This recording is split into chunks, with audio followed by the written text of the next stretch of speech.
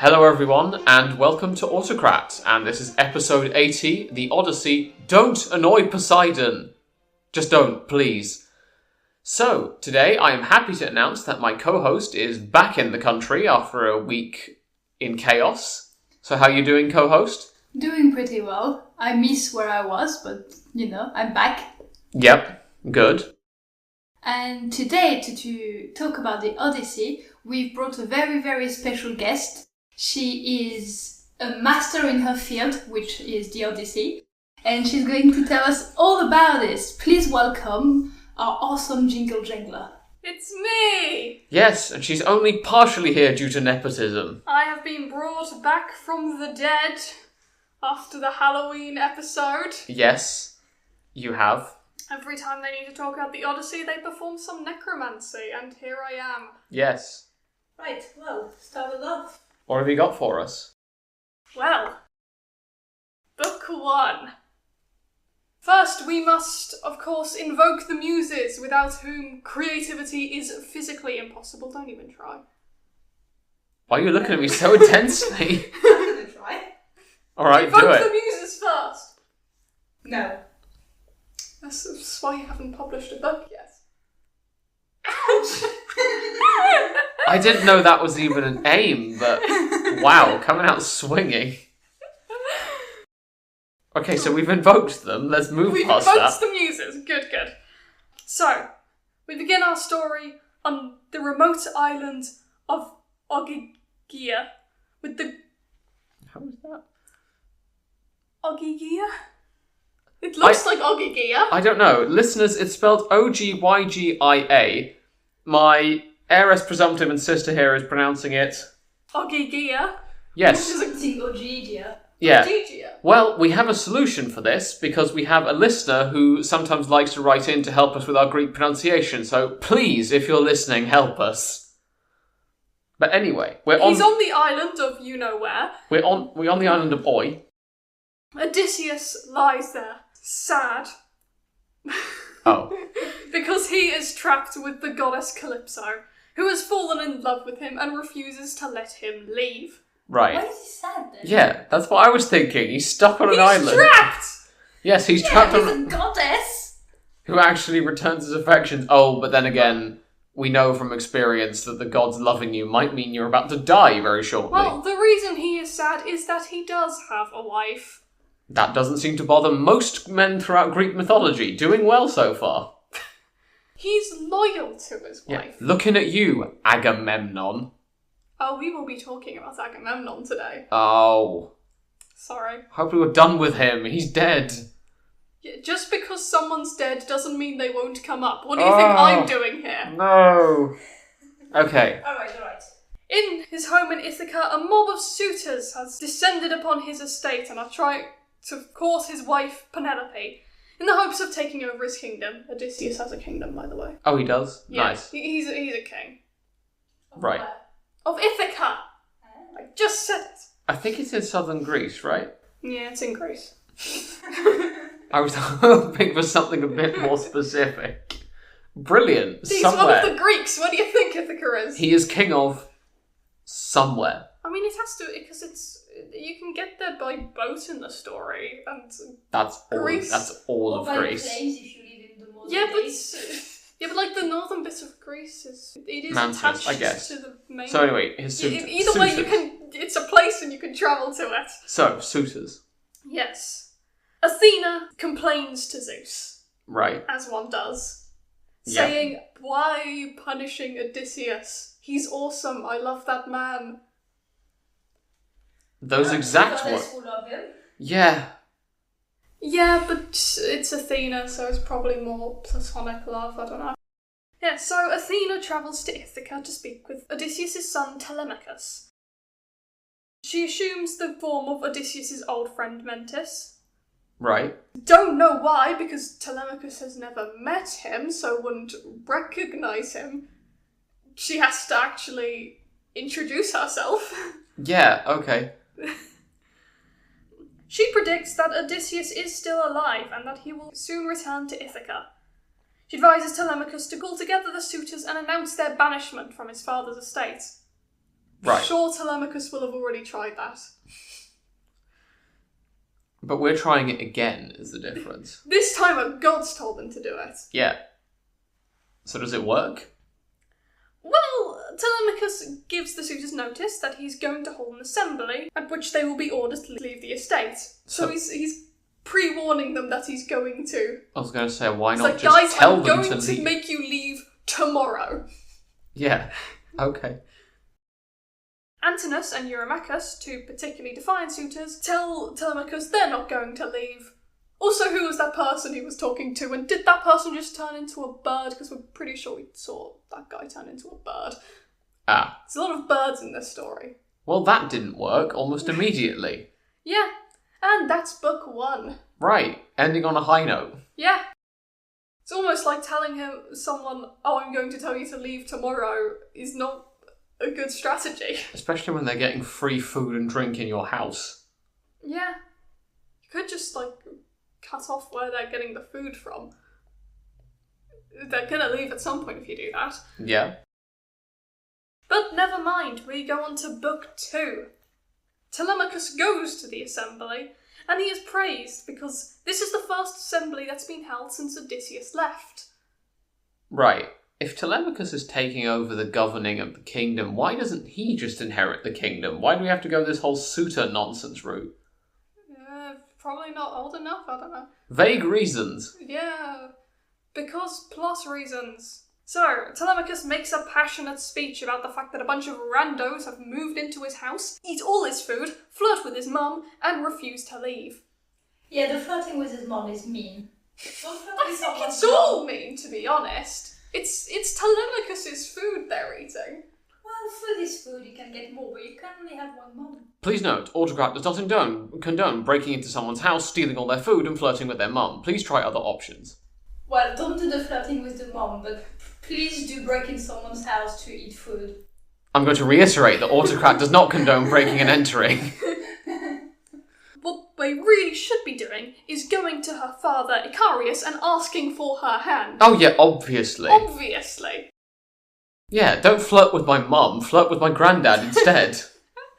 And get to my mum that way. At least they wouldn't be in his house then. Not for long. At least one of them would be back, though. Yeah, but with good legitimate reason. Oh, then it's all fine. Even though Odysseus is still around and is still thinking Yeah, married to that lady. It's been 10 years. How would they know? Well, Pretty sure the suitors are there because they think Odysseus is dead. oh well. So, Antinous blames Penelope for seducing every suitor but never committing to one of them. Giving exposition, on a time Penelope promised she would choose a suitor after she'd made a burial shroud for her father, but would unpick up the day's process during the night. Isn't the father still alive? Yeah. Feels kind of rude to make him a burial He's an shroud. old man. Staring at him, making eye contact You can while... wait till he's dead to weave an entire human-sized shroud. I'm just saying... He's gonna be rotten by the time you bury him. Ugh. I'm just saying... That funeral. I'm just saying it can't be fun for the dad. Anyway, it's not going to be done anytime soon because, as I said, she's unpicking her progress during the night. Right. Antinous argues that she should be sent back to her father so that he can choose a husband for her. Or, newsflash, she could choose a husband for herself. Yeah, but the point is she's not doing it. Unacceptable. What is this? What is this hippie nonsense you're coming out with? What is this, 800 BCE? Telemachus refuses, even though that was his suggestion earlier. Yeah, but now someone else is saying it. Now so now Antinous has said now, it, so now it's it's instantly a bad idea. Well, Antinous said it, and I hate Antinous. I mean, yeah, he's flirting with Mum. Yeah, instead of with Grandad. Telemachus refuses and calls for the gods to punish the suitors.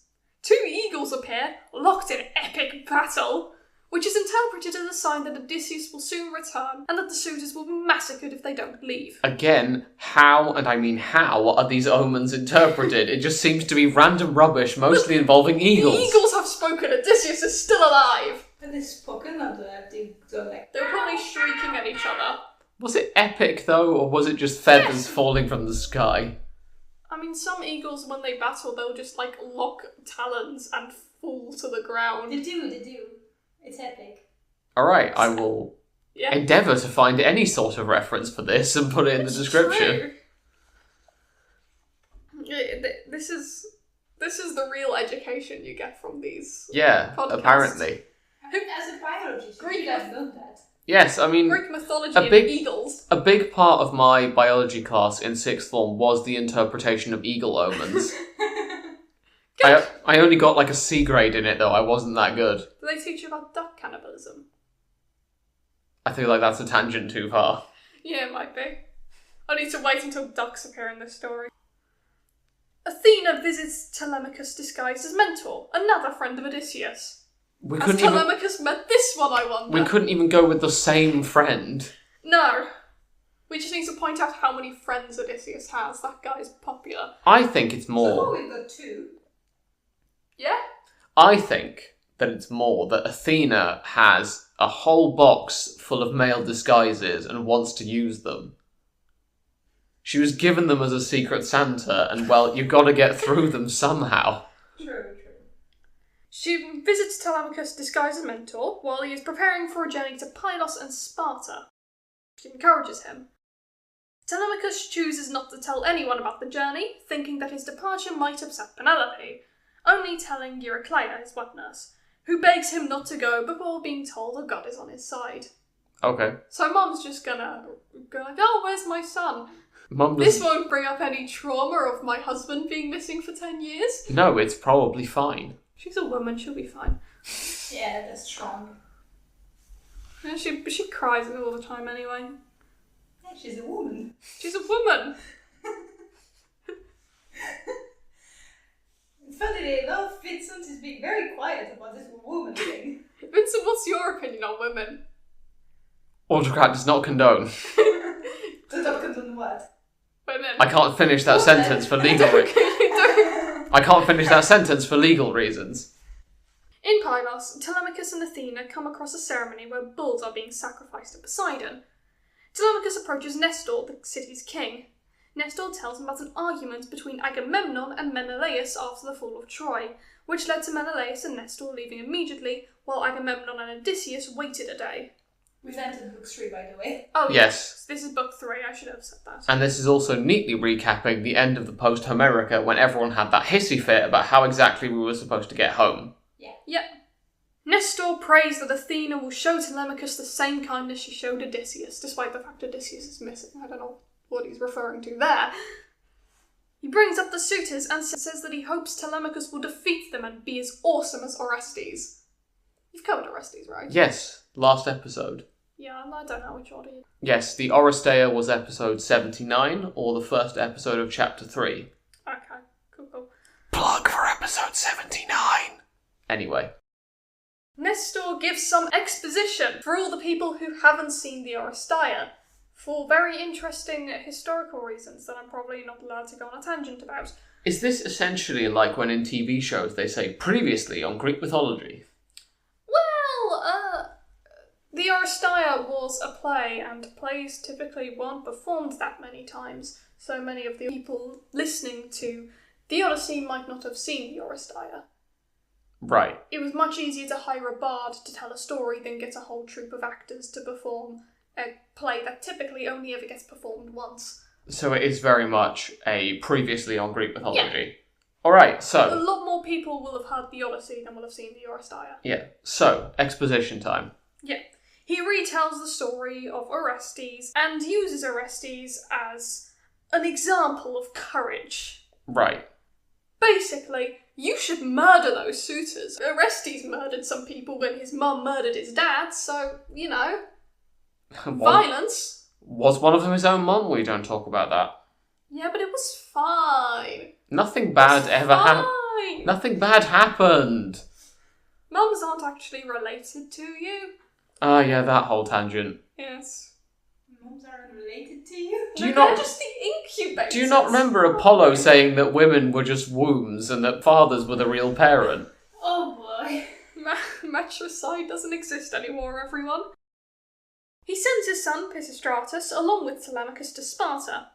Athena reveals herself as a god by turning into an eagle and stays behind.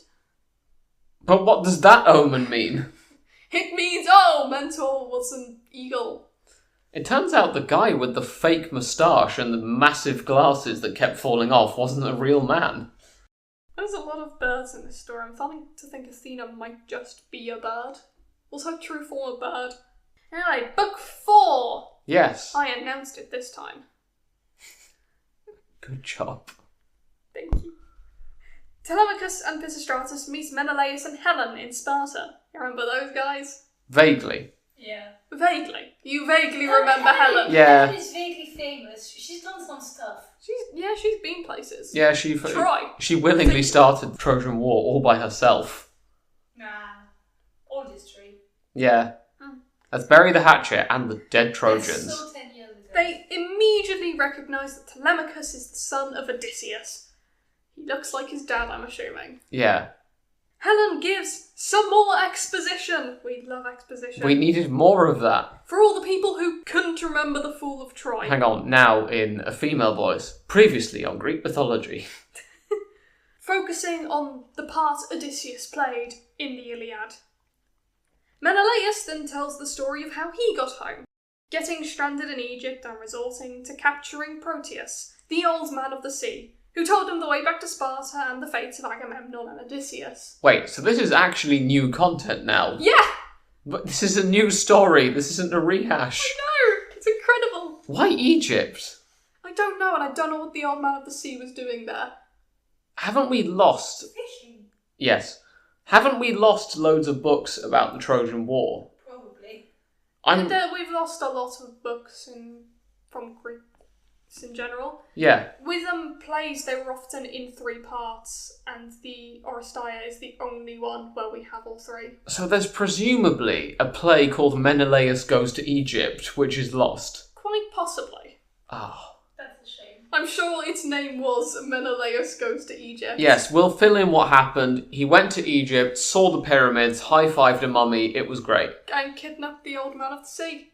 Yes. He's in the desert. Yeah, he just happened to be on So top. the old man at the sea could fish for him. He was on top of the Great Pyramid of Giza. No one changed my mind on this. They existed then? Yes. Yeah, They existed for a bit. At the time of our story, we are roughly in 1173 BCE or so. I think 1170s, 1180s anyway. And the Great Pyramids were built in the 2600s, roughly, I think.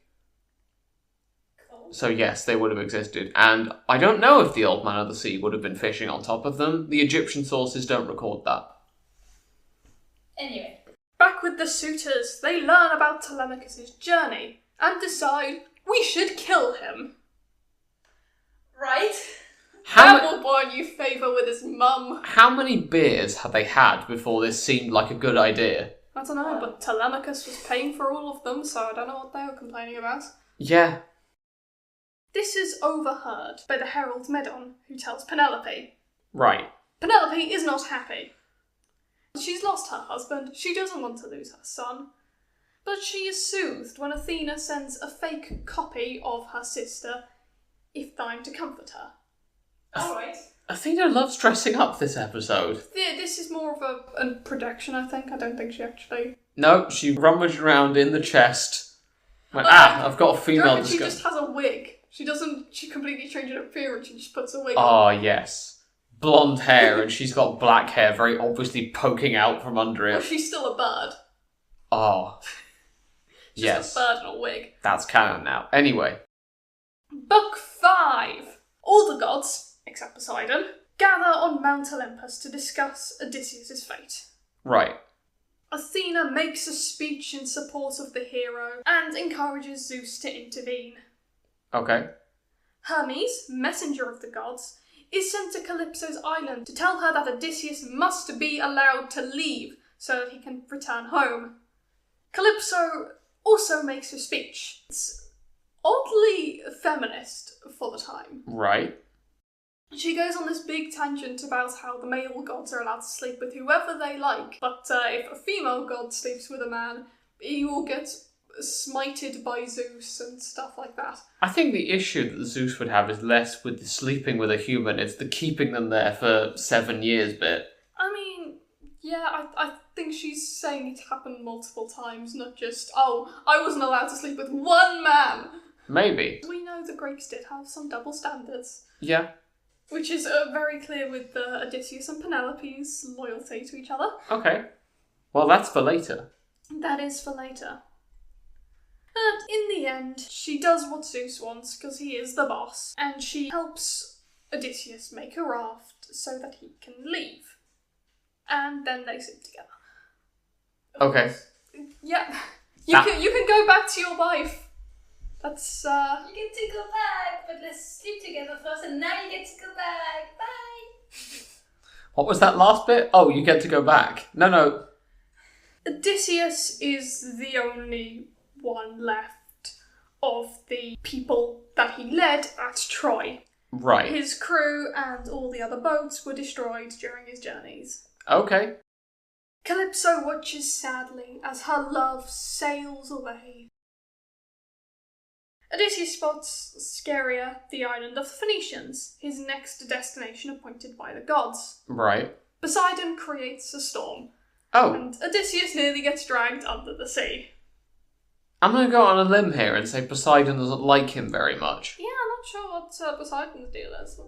Oh, okay. I'm sure it's completely unwarranted. Right. His reason, maybe he was trying to help someone else.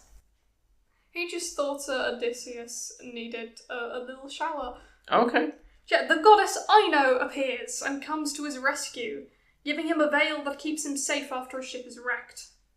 Athena comes to his rescue as well, as he is tossed back and forth. Odysseus lands on the island, and he throws his protective veil back into the water, as Ino had commanded him to do, and walks inland to rest in the safe cover of a forest. Nice. Book 6. Gasp. Athena appears in a dream to the Phoenician princess Nausicaa, Okay. disguised as Nausicaa's friend. Of course she really is. loves this guy. She comes She does. here as a Tina. No! Again, I'm picturing really badly put on Did she wig. want to be a magician in another life? Or an illusionist or I whatever? mean, she did appear out of her dad's head, which is quite the trick. Yeah. And she said, now for my next trick, and Zeus went, please don't, really weakly. She tells the princess, stop being lazy. Go to the river and wash your clothes, so that you will look good to men. What?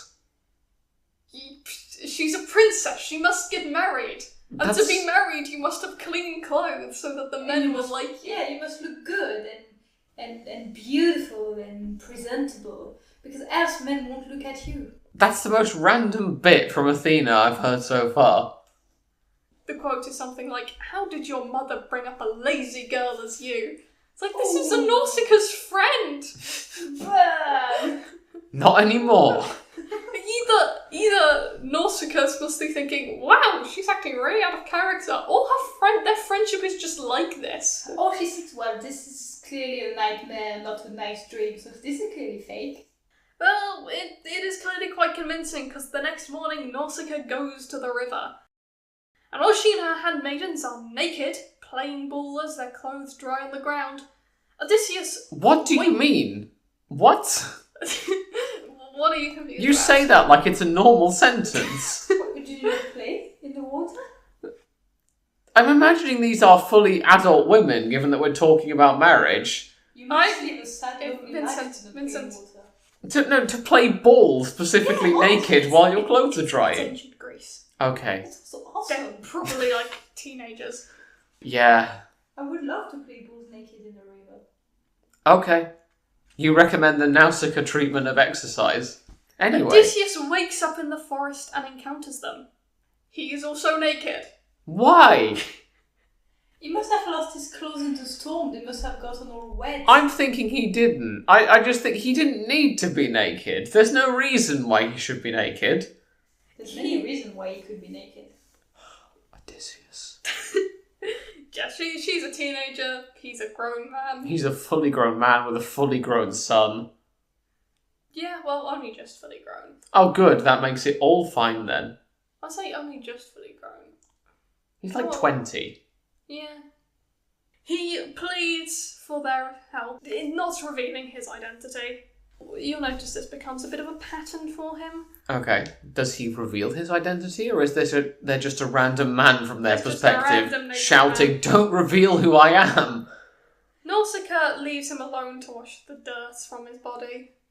He's not only a naked man, he's a dirty naked man. I'm so confused. When I said that we were doing the Odyssey, this was not what I had in mind. I'm guessing you haven't read the Odyssey then, this is a big part of book 6, I'm afraid. I didn't have cosplaying and stripping in my head when we started this. And Athena, being a solid friend, makes him look especially handsome. So Nausicaa, when she sees him again, falls in love with him. I mean, any improvement is better than the first encounter of being a dirty naked man, probably with twigs in your hair, shouting. He's a handsome, dirty naked man. With twigs in his hair. She doesn't want to cause a scene as she walks into the city with a strange man at her side. So Nausicaa gives Odysseus directions to the palace and advice on how to approach Arete, queen of the Phoenicians, when he meets her. Okay. With a prayer to Athena for hospitality from the Phoenicians, Odysseus sets out for the palace. I'm pretty sure they have given him clothes at this point. Yeah, But they are Nausicaa's clothes, so he is just dressed as a woman. Okay. Perfect. Brilliant. On his way to the palace, Odysseus is stopped by Athena in disguise. Of course he is! Yet another disguise, I think, because he doesn't recognise Athena as one of his friends. We'd have to make a count of how many disguises she has throughout the story. Yeah, how many is that so far? I think this is the 4th, assuming that she's not still disguised as Nausicaa's friend. Yeah, I really hope not. Okay, so we're on 4 so far, we think. Yes. Cool. She offers to guide him to the king's house and shrouds him in a protective mist that keeps the Phoenicians, a xenophobic group of people, from harassing him. Okay. She also advises him on how to direct his plea for help to Arete, the queen, again, who will help him get home. By the way, this is book 7 now. Okay. I need to remember to announce what book we're on. Odysseus finds the palace residents holding a festival in honour of Poseidon. Okay. I'd advise Odysseus to pray to Poseidon at this point. Yep, join in. This is a great opportunity, Odysseus. He throws himself at the feet of Queen Arete, and the mist about him dissipates. The king wonders if this traveller might be a god, but without revealing his identity, Odysseus puts the king's suspicions to rest, declaring that he is immortal. He explains his predicament, and the king and queen promise him a Phoenician ship to return him home. Nice. Later that evening, while still withholding his name, Odysseus recounts the story of his journey from Calypso's island and his encounter with Nausicaa that morning, which involved her giving him a set of clothes to wear. Oh, so he is still in a dress. Yes, he is. Fantastic. He kind of had to explain, because they're like, well, why are you in my daughter's dress? To absolve the princess for not accompanying him to the palace, Odysseus claims that it was his idea to come alone. Alcinous is so impressed with his visitor that he offers Odysseus his daughter's hand in marriage. Right. Great. What's the age difference? Big. Let's do the maths. Telemachus is about 27, I think. Sure, if I remember right, this is the bit where Odysseus goes, she's a bit young for me. Yeah. So he does have some standards. Yeah, wait another week. Yeah, he has something. I mean, if she's a teenager, she's about 10 years younger than his own son is, so I do kind of get that. Yeah. Book 8. Right. Alcinous calls for an assembly of his Phoenician councillors. They discuss the godlike visitor who recently appeared on the island. The assembly Alcinous proposes providing a ship for his visitor so that man can return to his homeland. Nice. It is approved, and Alcinous holds a feast in celebration of games in honour of his guest. A blind bard called Demodocus sings of the quarrel between Odysseus and Achilles at Troy. So that would reveal who Odysseus is. Demodocus is a very interesting character. Actually, yeah, that's a very good point. From their perspective, he hasn't said who he is, so this bard is just singing about two random people on the Turkish coast. Odysseus starts crying. Oh.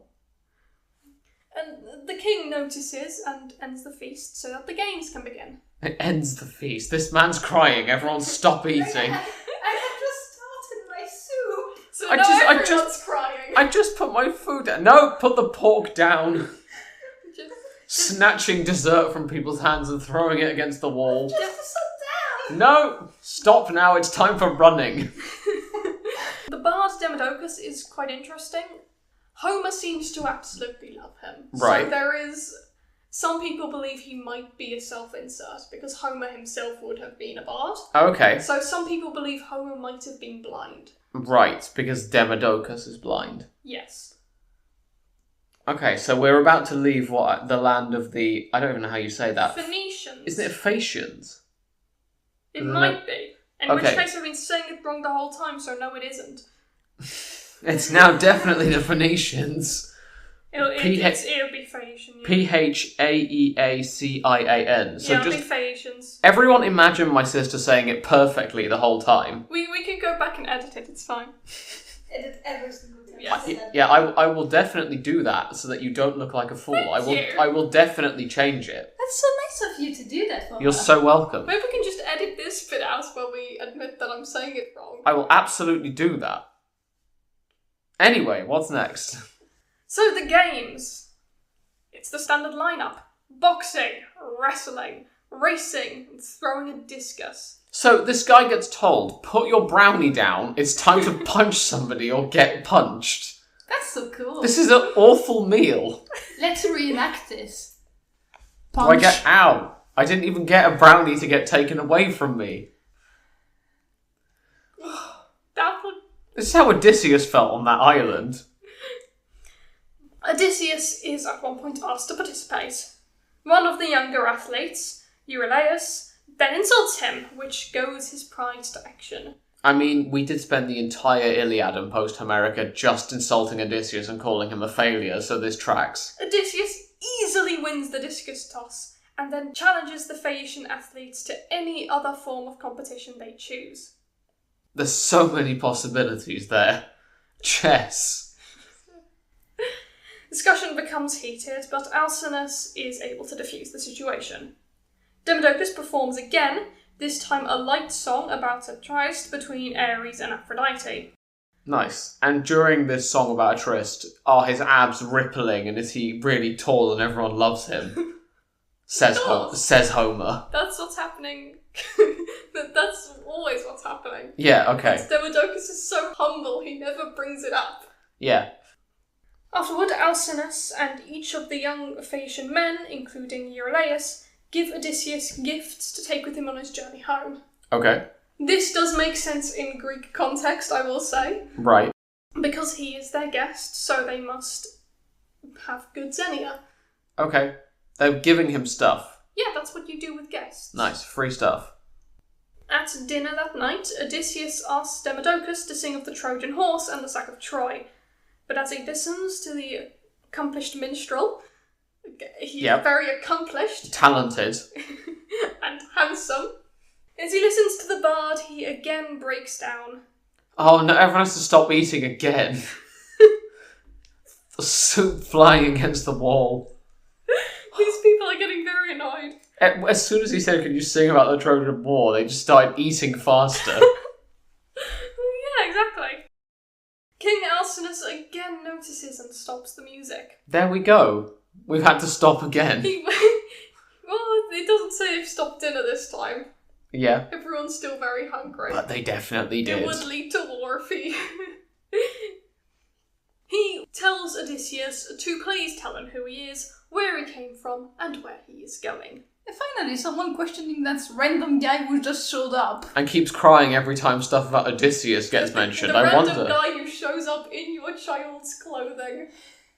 After having seen... Yeah, I would have questioned him a while ago. So- Immediately throws himself at your wife's feet. Yeah, I've just realised all he does is spy on the king's naked teenage daughter, come inside in her clothes and start crying every time they mention Troy. Everyone hates this man currently.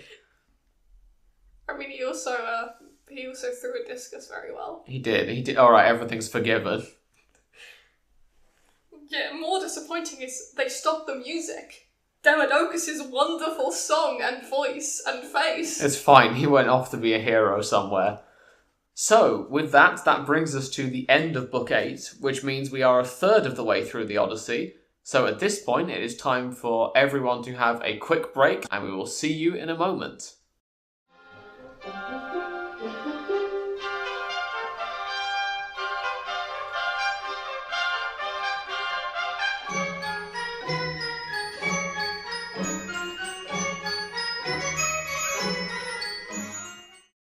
And we're back. Book 9. Yes. Now that Odysseus has finally been told to be honest, he reluctantly tells the story, and we go into a flashback. Ooh. So, we return to where he left him at Troy. Yep. The winds sweep him and his men to Ismarus, city of the Sicyoans. Men plunder the land, and the Sicyoans understandably turn on them and attack. Yeah, I mean, I get it. Yep. If you see something unknown, attack. Yeah. Well, I've just said they're plundering the land. They are kind of stealing your horse, and you like that horse. Yes, still. Yeah. An Attack. unknown man steals your horse. Gotta attack him. You throw the horse at him. Not what I would have gone for. Can you even lift a horse? I can lift anything, I set my mind to. Very good, very good. Okay, I feel scared Spoken now. like a true woman. Yeah. Odysseus and his crew do manage to escape. A storm is sent by Zeus and sweeps them along for 9 days before bringing them to the land of the Lotus Eaters. That's not a satisfying number of days. Yeah, what would have been? We're on book 9, it's 9 days. I mean, Nine- that's fun. 9 is 3 squared. Yeah, but that's not. It's also a 9 number. to the power of 1. Like 10 days is something. 9 days. Did you even try hard enough? Okay, good. They get there in... I'm glad you feel so strongly about They get there in an unsatisfying number of days, and then Yes. When his men eat the lotus fruit, they lose all thoughts of home and long for nothing more than to stay there eating fruit. what? Okay, so this is drugs. It's drugs, yeah. We've found drugs. We have, yeah. He manages to get them off the island by dragging them back into the ship and locking them up. Yeah. And as soon as they were about half an hour out, they started asking, anyone got any food? I'm starving for no reason. Odysseus and his men then arrive at the land of the Cyclops. After making a meal, they cross onto the mainland. There they immediately come upon a cave which is full of sheep and crates of milk and cheese. Okay. Right. The men tell Odysseus that they should steal some of the food. Okay, fantastic idea. I thought Autocrat didn't condone stealing of food. Autocrat does not condone the stealing of food. Nor indeed most of the stuff that goes on in the Odyssey. The inhabitant of the cave then returns. It is a Cyclops called Polyphemus, the son of Poseidon. Okay. Polyphemus makes a show of hospitality at first. Gotta get that good Xenia in, otherwise Zeus will be mad and smite you. Right. But then he turns hostile. He eats 2 of Odysseus' men on the spot, and imprisons Odysseus and the rest of the crew in his cave for future meals. That is pretty hostile. So this is actually a complete reversal of Xenia. You are meant to feed your guests. Polyphemus is feeding on his guests. Right. I do remember the last dinner party I hosted went very similarly, and people were not fans. No, you've got to properly communicate your plans in the invite. Yeah. So Odysseus knows that only Polyphemus is strong enough to move the rock that he's placed in front of the door of his cave. Odysseus finds a wooden staff in the cave and hardens it in the fire. When Polyphemus returns, Odysseus gets him drunk on wine that he brought along from the ship. Odysseus tells him his name is Nobody. Okay. As soon as Polyphemus collapses because he's drunk, Odysseus and a group of his men drive the red-hot staff into his eye. Ow. Polyphemus wakes up. As Ow. you would. Because Yeah. ow. And his neighbours come to see what is wrong, but they leave as soon as he calls out, "Nobody's killing me." I feel like you'd still go and investigate. That's the worst slapstick plot of all time. Nobody's killing me! Ouch, please, nobody! Yeah, nobody is driving a red-hot stake into my eye. That's awfully specific, Polyphemus, but I'm okay. glad that awfully specific thing isn't happening. Well, good gumdrop. I'm glad we got that sorted, and they skip away together while Polyphemus screams. When morning comes, Odysseus and his men escape from the cave by clinging to the bottom of the sheep. So just to clarify, nobody did in fact kill Polyphemus. Well, we don't know. I haven't said that he's dead yet. Oh, okay. I might in a bit. I'm just concerned. For his health. Yeah. Yeah, as you should be. Yeah, so they cling to the bottom of the sheep as they go out to graze. Okay. So they're now on board their ship with Polyphemus's flock of sheep. They just stole the sheep. Okay. Fair enough. Odysseus calls out to land and reveals his true identity, which is a mistake. So Polyphemus is still alive. Oh, good. And he's now been told who Odysseus is. Okay. So he prays to his father Poseidon, telling him to punish Odysseus. Ah. It's played the latest one. Yeah, and indeed all the So- other stuff. Yeah, so big hubris on Odysseus' part there. He's now put everyone in danger because Poseidon knows who he's I swear punishing. this is the only time Odysseus ever reveals who he is so far in what you've told me, and it's the only time he shouldn't have. Yeah. Well, we don't know if revealing himself to that new king is going to be a good idea. That's true, but so far Odysseus is living up to the failure standards of the Iliad and the Posthomerica. Yeah. Good job. So they now sail from the land of the Cyclopses to the home of Aeolus, ruler of the wind. Okay. Aeolus gives Odysseus a bag containing all the winds. What? It's a bag Yeah, okay. of wind. Yeah, just that makes sense. I'm not quite sure what's confusing you Okay, there. I think this is what he told Odysseus to explain something awkward that happened at court. No, it's a bag of wind. Exactly my point. So within 10 days, they are in sight of Ithaca. Yeah. But Odysseus' shipmates, who think that Aeolus has secretly given Odysseus a fortune of gold and silver, tear the bag open. The bag full of wind. Yeah. The winds escape and stir up a storm that brings Odysseus and his men back to Aeolia. Ah. This time, Aeolus refuses to help them, certain that the gods hate Odysseus and wish to do him harm. I mean, they do. Yeah. This is book 10, by the way. I again didn't announce where we are. You again did not. So now they don't have the wind, and Yeah, which could have They- come into in Andy. Yeah. so they row to the land of the Lystragonians, a race of powerful giants whose king, and a queen whose name we don't know, decide to eat Odysseus' scouts. Odysseus and his remaining men flee towards their ships, but the Lystragonians pelt the ships with boulders and sink them as they sit in the harbour. Only Odysseus' ship manages to escape. Okay, so he had a whole fleet. Yeah. And now we have one boat. Yes. This is going really well so far. Odysseus and his men next travel to the most confusing spelling in this, Aea, spelled A-E-A-E-A. Oh yeah, I've heard people pronounce that as Iaya before, I think. We're just going to pronounce it as place. I. The Vowel. The vowel. Good. Vowel Island. Vowel Island. We go there. Which is the home of the beautiful goddess witch, Circe. Ah. So Odysseus sends a bunch of men to check out the island, and Circe drugs them and turns them into pigs. Okay, not as fun as the lotus That's a flower. cool thing to do. Yeah. Hermes helps Odysseus by telling him to eat a herb called moly to protect himself from Circe's drug, and then lunge at her, overpowering Circe and forcing her to change his men back into their human forms. What's really funny in that is that Molly is nowadays an actual drug. Ah. So we could be saying, oh, he's telling him to eat drugs to overcome drug. Drugs stop you turning into pigs. You heard it here first, everyone. Because Molly is the name for, I don't remember which drug, and we can't say it anyway. But Yeah. It is the name of a very famous drug. Yeah, that I think is just happy coincidence, but It's funny. yeah. Odysseus does the only logical thing in this situation. Oh boy. He Right. sleeps with Circe.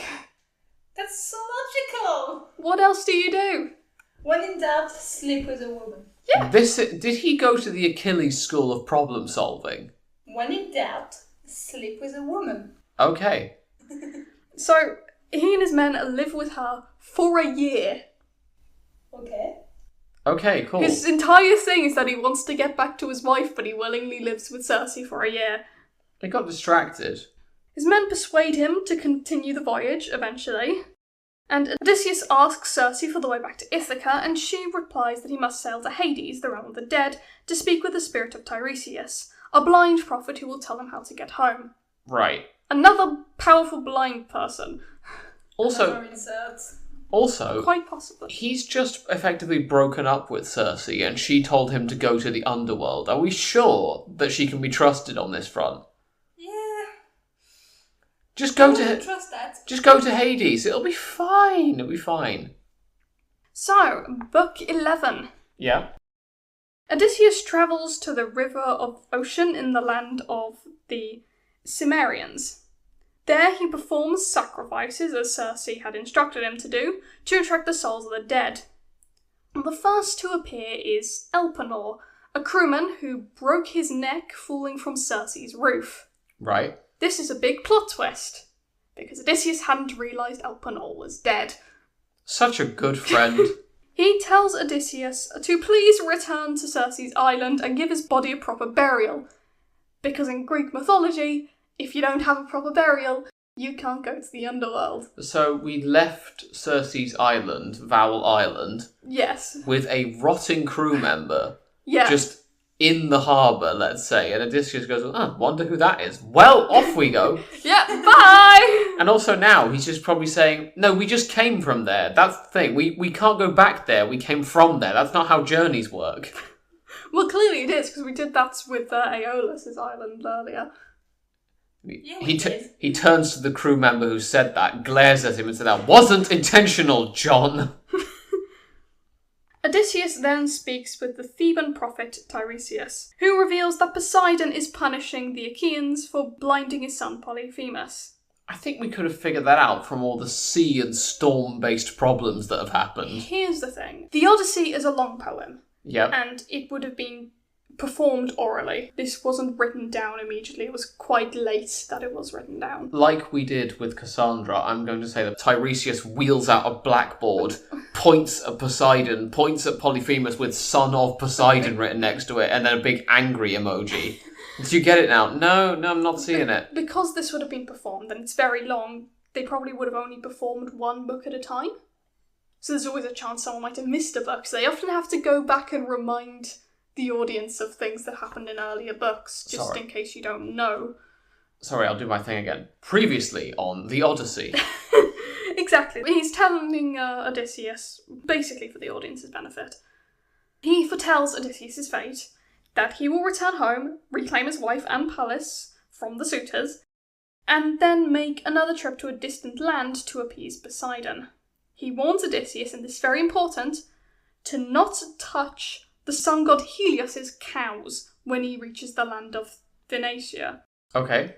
Weirdly specific. Yeah, but I'm sure that'll be fine. Like, all you have to do is not touch a cow. It's very simple. Look, Don't touch the cows. I go through most of my days not touching a cow, let alone not touching one of Helios's cows. I'm sure it's fine. Keep your hands off the cows. Don't do anything to the cows. Yeah. Because if you do anything to the cows, he won't return home without all of his crew dying. Okay. So it's very simple. Just don't touch the cows. Good. Yeah, it's very easy. Odysseus then speaks with his mother, Anticlea, who he also didn't realise was dead. It's more fair, he wasn't there. Yeah. Who updates him on all that's going on in Ithaca and tells him how she died. Okay. Odysseus now cuts the tale short and asks his Phaeacian hosts to allow him to sleep. But the king and queen urge him to continue. Oh, right. We're coming out of the flashback. Yeah, but we're going straight back in. Oh, okay. That was pointless then. Yeah, it's just to remind us that we were in a flashback. Okay. Just in case you'd forgotten.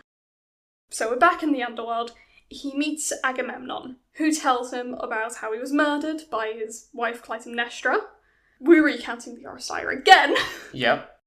And then he meets Achilles, who asks about his son Neoptolemus. Yep, Neoptolemus. Neoptolemus, okay. We call him Neo if you prefer. Yeah, well, I'm only mentioning him this one time. Okay, well, Neo. So Achilles, obviously, in his life, he had the choice between living a long life of insignificance or a short life of glory. Right. He chose short life of glory.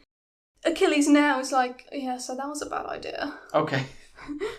Achilles has regrets. Character arcs just in the underworld. Yeah, he had a character arc off-screen while dead. Odysseus then tries to speak with Ajax, who killed himself after he lost contact with Odysseus over the arms of Achilles. Ajax refuses to speak to him. Oh yeah, didn't he kill a bunch of sheep and then... Yeah, he killed a bunch of sheep and then did something drastic. Yeah. He then sees Heracles, King Minos, the hunter Ryan, and some other people. There's a lot. I didn't list them all. Yeah, fair enough. We don't need a who's who. He sees the punishment of Sisyphus, struggling eternally to push a boulder over a hill, and he'd have to roll back down again when he reaches the top. Yep, we haven't covered that yet, listeners, but we might do someday. Well, that was a spoiler then. Cut that bit out. Okay. Everyone close your ears in the past. Yes. Oh, and then they see Tantalus. Have you covered Tantalus? We have covered Yes, Tantalus. we have Okay. Tantalus. That's The a house- wonderful person. Yeah, the House of Tantalus and all its crazy, chaotic mess. So yeah, he then sees Tantalus, agonised by his hunger and his thirst. And presumably the water is a bit too cold as well. Ah. Yeah, so you've already touched on his punishment, so I won't go into detail here. Yep. It's just grapes and water and stuff. So Odysseus returns to Circe's island, where he buries Elpenor and spends one last night with Circe. Of course. Presumably, one really fun night. Well, they need to say goodbye. That's what lovers do. He'd already done that! But they need to say goodbye again. Yeah, Lovers then he- say goodbye more than once. Yeah, then he came back, so now it's a new thing. Oh, great. It's a new goodbye. That's a weird conversation as well. Hey, honey, what are you doing here? I'm burying this guy. Who? I don't know. What do you mean you don't know? Well, he was on my crew for a few years, but I didn't even know he was dead. What? So they leave and approach the island of the Sirens, and Odysseus, as he was instructed to by Circe, plugs his men's ears with beeswax and has them bind him to the mast of the ship. Right. Yeah, I think that's because sirens try to attract men and then Yes. kill them, I think. Yeah, I So- think it's their song, right? The Siren song is seductive, and it's so seductive that Odysseus begs to be released, but his men only bind him tighter. I'm impressed they can hear him. Yeah, they're very good lip readers. Then they could just lip read the siren song. If you see Yeah, but- someone oh, open their mouth and trash around, you Oh, can yes, guess what 'cause they if- want. If I Yeah. just show you the lyrics of a song, you're instantly dancing along to it. That well-known fact. Why didn't Odysseus put beeswax in his ears? I think he wanted to hear the song. Yeah, I think it probably fits his arc of wanting to be the coolest guy ever, that he wants to be the only one to hear the sirens and make it out or whatever. Odysseus and his men must now navigate the straits between Scylla and Charybdis. Yeah, right. What are Scylla and Charybdis? Scylla is a six-headed monster who, when ships pass, swallows one sailor for each head. Okay, so it's basically taxes. Yeah, it's a toll. So Yeah. she swallows 6 sailors. Yes. Yeah. Like I say, it's a tax. Charybdis is Ouch! Yeah. And Charybdis? Charybdis is an enormous whirlpool that threatens to swallow the entire ship. Why does it have a name? Why wouldn't I mean, if it's a they- permanent whirlpool, I guess. it's just a feature at this point. Do you believe unanimated stuff should not have names? I mean, we name storms and they're only No, temporary. fair enough. I'm just so used to Greek mythology naming only really people or individuals. It's the storm Edna of the ancient Greek world. Storm we Edna. only name storms with female names. True. Let's go. Hashtag bring I back swear, Charybdis. I swear we've had some male ones as well. They just do them alphabetically. They might have introduced more male names. Maybe because They started off all Isn't female. Floris a male name? historically they're all named after females. Yeah. Floris is a male name. Floris. Yeah. Yeah, Dutch male name, but it might We've also had be a- used for we've had women. a Storm Floris recently. Call me psychic, but I think we're getting sidetracked. This is a great... So, Charybdis, whirlpool. Yes, it's a whirlpool. As he was instructed to do by Circe, Odysseus holds his course tight against the cliffs of Scylla's lair. Scylla swoops down and eats 6 of the sailors. Okay. So we escaped Charybdis, but we didn't. Yeah. So he then comes to Thrinacia, the island of the sun. Right. It's where the cows are. Yeah, something to do with cows in the instructions. I can't remember what, though. Yeah, Well, I'm sure. You better avoid it, if anything. Yeah. So he wants to avoid it, but the outspoken Eurylochus persuades him to let the crew rest there. A storm keeps them beached for a month. First, the crew is content to survive on the provisions from the ship. These then run out, Oh. and Eurylochus persuades the other crew members to disobey Odysseus and slaughter Helios's cows. Ah. Odysseus comes back from a fishing trip. Hey guys, I've got the... Drops it. What did I just say? We had one instruction. Oh, hey boss, want some beef? No. They do so as Odysseus is sleeping, and when Helios finds out, he asks Zeus to punish Odysseus and his men. But Odysseus did nothing wrong. Also, I'm wondering if Odysseus didn't tell the crew this, because you would think the crew would not be in favour of eating the cows, given that it means that everyone dies except one he guy. told them not to eat the cows. Yeah, it says they disobey Odysseus, so clearly he must have told them don't touch them. But did he tell them why? Because if you were told, don't eat this cow or you and everyone you know will die, you wouldn't think, I'm going to have that. Who knows how long they've been without food by this point. That's true. That's also a good point. You're starving, and there's this nice beefy cow. Go fishing. Like the old man of the sea on the pyramid, go fishing. Just go capture the old man of the sea. This so Go to Egypt. he's like, oh, not again. So yeah, the thing is, Helios, he's the one who brings the sun up. So if he wants someone punished, Zeus kind of has to punish him, because otherwise Helios will just go on strike. Yeah. And that would be a not good thing. No, not really. So when they set sail from Thrinacia, Zeus kicks up another storm, which destroys the ship and sends the entire crew to its death beneath the waves. I feel like the Greek gods only have one play in the playbook, and that is make a storm. Storm. What should we do? But Storm. storms are deadly. Yeah. Especially at sea. I mean, hey, I guess it makes sense. Zeus is god of the sky and thunder, so I guess a storm makes sense. But equally, we haven't seen a different move being used. I love the idea then that Poseidon was just making the sea rock a lot earlier. It Yeah. was completely clear day. Oh, yeah. Yeah, good point, actually. And then maybe he can make it rain as well. Maybe. I don't know how far his control over water stretches. Just the sea? Well, at least he's got some nice sailors now who have all sunk. Yeah. As was predicted, only Odysseus survives, and he only barely does so. Yeah. The storm sweeps him all the way back to our friend the Whirlpool from earlier, Oh, good.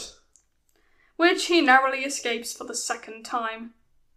I'm assuming he went the other way round because Scylla is not mentioned at all. Yeah. Or did the heads just get into a fight over who got to have him? Oh, maybe. Afloat on the broken timbers of a ship, he eventually reaches Ogygia, Calypso's island. Right. And that brings us back to book 1, right? Yes. So, this is the end of Odysseus' story. Okay. The flashback's done. The flashback's done. He tells the Phaeacians that he sees no reason to repeat himself on the events afterwards. Even though they don't know half of the events leading up to him arriving, Yeah. right? So he just doesn't tell them a whole bunch Yeah. of the story. He basically just breaks the fourth wall there. He's like, you've Winks at, heard it all before. winks at the camera, his teeth glow as he smiles. Everyone looks at him, why did you just stare off into the middle distance and wink? So, book 13. Yep. His story is now finished and he looks forward to leaving. Next day, Alcinous loads his gifts on board the ship that will carry Odysseus to Ithaca. Odysseus sets sail as soon as the sun goes down. He sleeps the whole night while the Phaeacian crew commands the ship. He remains asleep even when the ship lands the next morning. Wait. He was a tired boy. Wait, it lands? Yeah. It lands in Ithaca? Yes. So we're done with the whole voyage now? Yeah, he's in Ithaca now. That's... We're just over halfway through the Odyssey and he's back in Ithaca, is that? That might be good, it might be bad. He lands a lot earlier than you expect him to. Right. I mean, at least he's back. He presumably kisses the ground about 5 or 6 times and says never again. No, he's asleep. The crew carries him ashore, puts his gifts next to him, and then leave. That's a serial killer level of scary. So Poseidon spots him in Ithaca, and he is enraged at the Phaeacians for assisting his nemesis.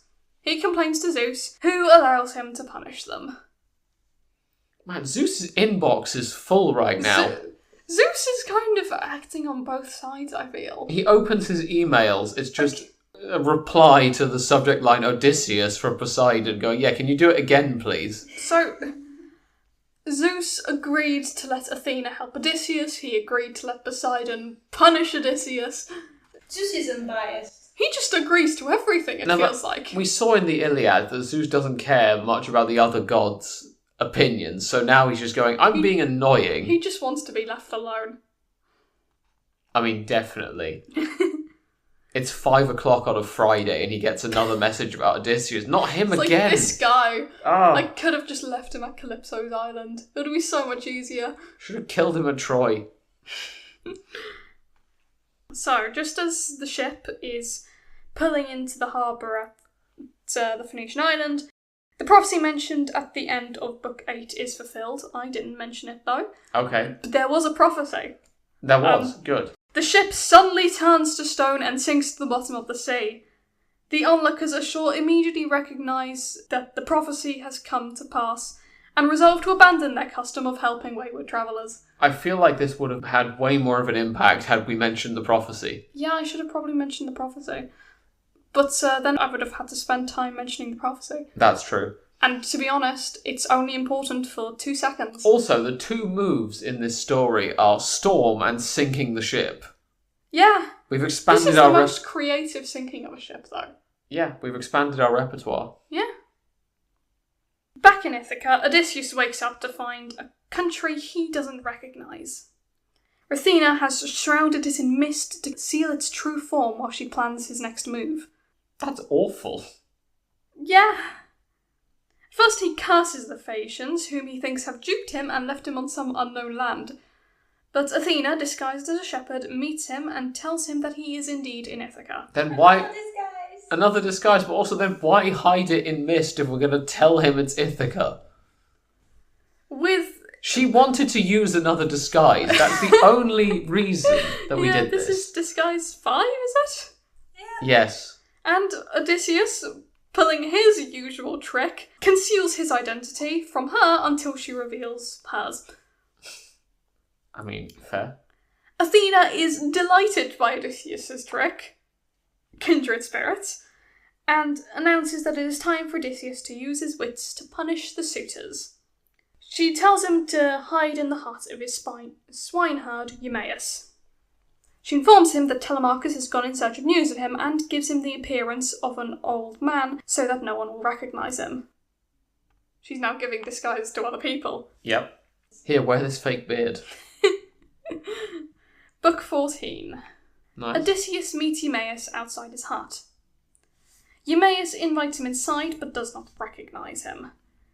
Eumaeus starts unknowingly praising him to his face while he eats. Right. So Odysseus predicts that Odysseus will be back soon, but Eumaeus rejects this, as people have lied before to try and get rewards from Penelope. This is one of the most confusing sections to describe because it's Odysseus being praised, while it's not knowing that it's Odysseus, and Odysseus predicts that Odysseus will be back soon, and... Right. I did not enjoy writing this bit. Eumaeus is another potential self-insert from Homer. Of course he is. For some reason, there's a few points where he just starts talking directly to Eumaeus. Right. And he doesn't do this with any other character, and we have no idea why this is a thing. So Homer, the poet, writing this, talks to the swineherd. The quote is something like, "And you, Eumaeus." It's like, why are we... Okay. Is it an audience insert? What's happening? So, yeah. Eumaeus gives Odysseus a place to stay for the night and asks about his origins. Odysseus lies and says he's from Crete, and that he fought alongside Odysseus in the war. Who had great muscles, by the way. Yeah. Yep. And made it home safely, but was later reduced to poverty on a trip to Egypt. During that trip, he heard rumours that Odysseus was still alive. Okay. Book 15 now. Not much interesting happens in book 14, I'm not going to lie. Okay. Athena goes to Sparta and meets Telemachus and Pisistratus. Remember those guys? Oh yeah, we were doing a thing with them. Yeah, they had a plot line going on. And Clearly the show writers forgot about them until this late in the season and went, we should probably do something with them. Oh yeah, those guys. And she warns Telemachus that he must return to Ithaca before one of the suitors wins Penelope's hand. She warns him of the plot to kill him and tells him to visit Eumaeus first when he arrives. Telemachus announces his departure and is showered with gifts from Menelaus and Helen. As he leaves, an eagle carrying a goose swoops down next to him, which Helen interprets as an omen that Odysseus is going to absolutely murder the suitors. How? What is the goose showing there? Something about because the goose swoops down next to Telemachus and it's interpreted as Odysseus is going to swoop down upon the suitors and the... If you can't interpret bird omens, Vincent, you should just say so. This makes no sense. It makes sense to everyone else. The eagle is the common denominator in every one of these prophecies. And now it's got a goose. But they're all It different. probably makes sense to all the listeners, just not you. Listeners, write It in. makes sense to me. Does it make sense to you? Yeah, it makes sense to me. Yeah. Alright, listeners, challenge for you. What does it mean if instead of a goose, the bird was a kingfisher? Send in your suggestions. How does that change anything? Well, the kingfisher catches fish. I didn't mean you. This is just audience. This is an audience So game. I need to listen to this episode and then write it in the comments. Yes, guess you'll... And then I'll be a listener. Exactly. Okay. Yeah, so in Pylos, Telemachus goes straight to his ship, telling Pisistratus that he doesn't have time to talk to Nestor again. Okay. As he is about to set off, he is approached by Theoclymenes, who is the descendant of a prophet, and has committed manslaughter in Argos and is now on the run. Telemachus welcomes him aboard immediately. Can we do his story instead? That sounds so cool. I'm probably a lost place somewhere. Yeah, probably. Also, just accept a known killer onto your ship without any hesitation. Yeah, who is on the run. What was your previous crime? Murderer of a traveller. Welcome aboard! So, Odysseus offers to leave Eumaeus' hut. Oh, we're back there now. Yes, we have returned. Okay. We could have done this at the end of book 14, but we didn't. Okay. Hoping that Eumaeus will say, absolutely not, you can stay longer. He says he can earn some money working for the suitors. Eumaeus tells him absolutely not, and you can stay. So... Amazing. You're really gambling there. Odysseus really thought he was playing 4D chess there. Or some Greek game. I'm sure they had games. Discus. Yeah, 4D discus. Four-dimensional discus throwing. Lovely. Eumaeus lets him stay, and he reveals his backstory. How he was the son of a king that was kidnapped by pirates and brought to Ithaca by the father of Odysseus. Sorry, this is Eumaeus' backstory? Yes, Eumaeus' backstory. Okay. There's been too many backstories, I'm getting confused. Yeah, well, everyone needs a backstory. Okay. Every character gets a backstory. Okay, so Eumaeus came here, his dad came here. No, Eumaeus was the son of a king. Right. He was kidnapped by pirates. Okay. And then was eventually brought to Ithaca by Odysseus' dad. Right. Laertes. Laertes, yes. Was raised by the wife of Laertes. Okay. And is now their swineherd. One of those points does not flow logically from the others. Why didn't they just return him to his dad? Yeah, we just kidnapped him again. Yeah! Telemachus, we're back with him now, Oh. reaches Ithaca and disembarks while everyone else stays on the ship. They see a hawk carrying a dove. Oh no! Does that mean No! Yes. Okay, so the eagle is gone. So that means nothing to do with triumph this time. So probably instead that Odysseus is out of groceries and needs to stock up on goose. Vincent, It's a 2-for-1 offer at the... doves are a symbol of peace Okay, and of good things. So it probably just means a good thing. but then there's the But hawk. the dove's dead. Oh, well, if it's a dove dead, then it means war. Well, it's presumably dead. It's being carried in the talons, which typically means it's dead or if about it's to be. dead, it means war. If it's alive, it means peace. Yeah. and good Okay. Theoclimenes interprets this as a good sign for Odysseus.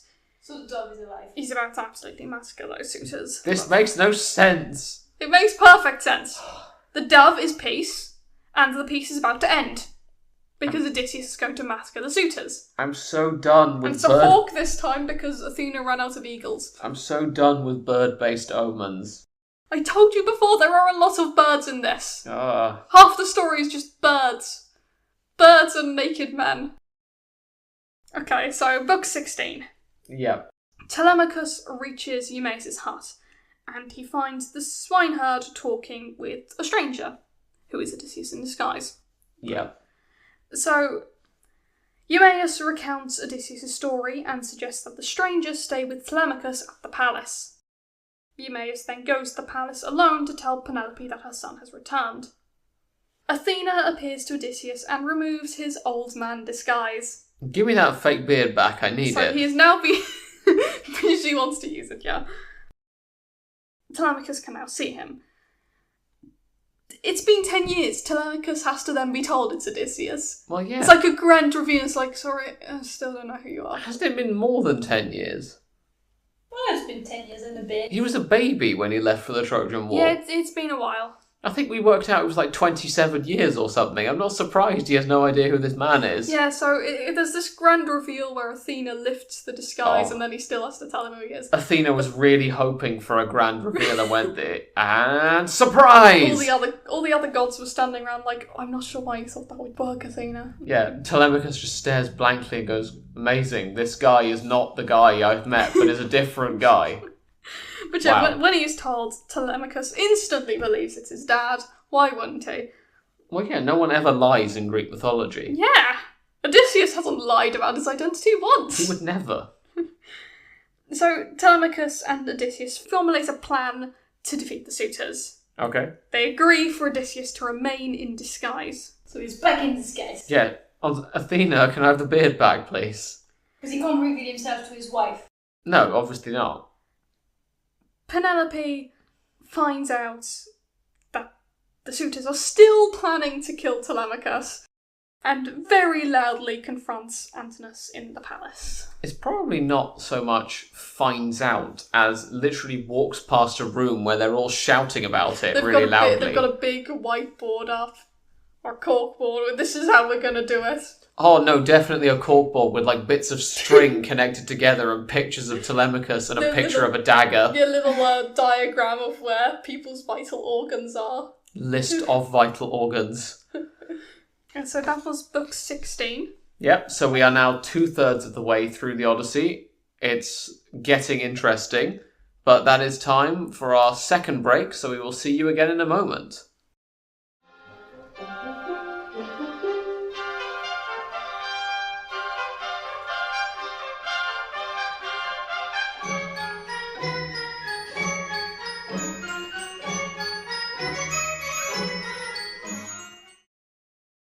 And we're back.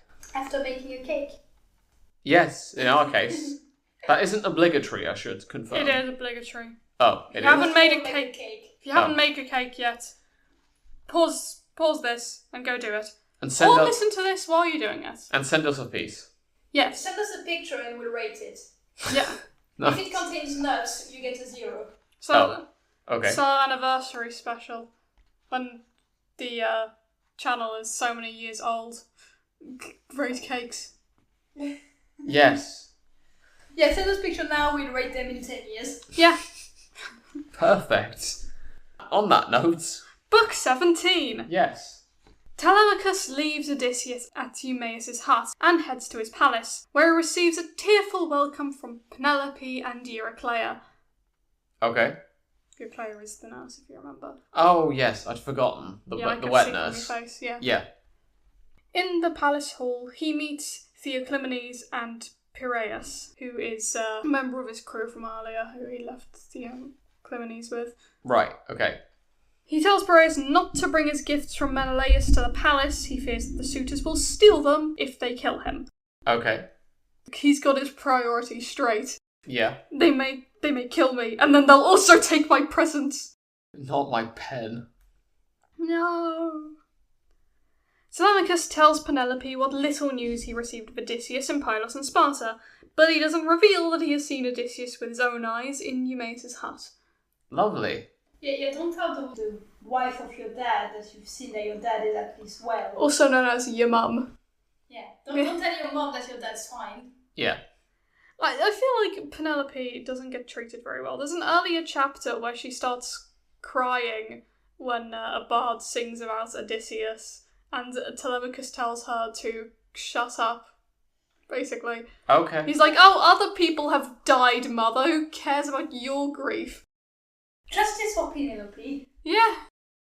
In the meantime, Eumaeus and Odysseus set out to town in Telemachus' footsteps. On the way, they meet Melanthius, a subordinate of the suitors, who is also Odysseus' goatherd. Why do we keep having interactions with farmers? Yeah, so we've got the swine herd, the goat herd. This will not be the last herd we meet. Good. Yeah, we're meeting all his animal keepers. He heaps scorn on Eumaeus and kicks his beggar companion, who is Odysseus. Yeah. Because why not? Odysseus arrives at the palace to beg. He gets in an argument with Antinous, who throws a stool at him. As you do. It even disgusts the other suitors. Report of this cruelty reaches Penelope, who asks to have the beggar brought to her so that she can question him about Odysseus. Yeah. Another beggar, Arneus, insults Odysseus and challenges him to a boxing match. What? We are now on book 18. Fantastic. We have returned to the sports. Book 18, the sport corner. Where you box and you punch. The non-consensual boxing corner. Odysseus is given extra strength by Athena, even though he won the games earlier, so I'm sure he doesn't need it. Yeah, but Athena loves him so much. She's like, go on, you make your muscle bigger. Go beat up that homeless man. Beat him up well. I'm the hero, Athena said, proudly. The fight ends quickly. Yeah, it does, because he just kicks the guy and snaps in half. Wait. The homeless man might have won. You haven't heard yet. Oh, yeah, sorry. No. Odysseus wins. Oh. I was really hoping for it. He stops just short of killing the homeless man. That's nice. What a gentle, kind man. I feel good about supporting him as the protagonist. He nearly killed a homeless man. So, Odysseus is now actually recognised for the first time. Wait a minute, I recognise that drop kick he just did to that homeless man's head. His dog recognises him. His dog? He has a dog? And then dies. No! So his dog has been waiting for him to return, and as soon as he does, he dies. How old is that dog? Like in its 30s by now, I imagine. Is the dog still alive? No, the dog. No. You got so excited when you had a dog and then I had to tell you what happened. That dog spent 90% of its life waiting and now it's dead. How did he go to Alaska? So, Odysseus feels pity for a suitor he meets called Amphinomus. He predicts to Amphinomus that Odysseus will soon be home and gives him a warning to abandon the palace and return to his own land. Okay. But Amphinomus doesn't leave, despite being fraught with grave forebodings. Right, I'm assuming that's a quote. Yes, that is a quote. Okay. I could a quote, I'm a professional. Oh, right. Quote mark from fraud to foreboding. Okay. Athena has bound Amphinomus to death at the hands of Telemachus' spear. Okay. A spear! We have another death by a spear! Oh yeah, we do. I hope it's going to be in an unusual place, like every 2 seconds in the Iliad. Place your bets now. Athena convinces Penelope to make an appearance before the suitors. The goddess gives her extra beauty to inflame their hearts. Does Why? Penelope even wants to get married again? But also, why? Athena's literally bringing her husband home. Why are we trying to woo the suitors now? I think it's to calm them down a bit. How would that calm them down? It gives them hope that something might or might not happen. Therefore, they're like, cool, we're gonna be all muscly and everything. And then she looks at them and then she's like, I'll make a decision soon. Can I say you've really nailed how men talk to each other? We'll be all muscly then. Isn't that how men talk about Oh, did you being see the muscly and- footy? Yes, we just walk up to each other and go, good day. Do you also wish to have muscles soon? Yes, I do. Alright. Penelope tells them that she is ready to choose a new husband, and any real suitor would give her really expensive presents. Of course. Yeah. That's all you want when you're a woman and you have a suitor. It's like, it's not the kind person with the kind heart and the kind soul. No, you go for whoever gives you the biggest diamond. Yeah. Oh boy. As a Messaging. woman- You'll be okay. I do not agree. I don't think I will, but thank you. So the suitors respond by showering her with presents. Where do they get these from? Well, Raisins? based on the fact that they've just been eating Odysseus' food, Oh, it wouldn't please tell surprise me. me if they just stole them from his house. Oh yes, Like they're just re-gifting Penelope her own bed and stuff. just ripping artwork off the wall. Here, it's a tapestry. I thought you'd like it. It literally says "By Penelope" in the bottom corner. So, one of the servants, Melantho, who is the sister of Melanthius, that won't get confusing at all, Thank you. I needed to know that.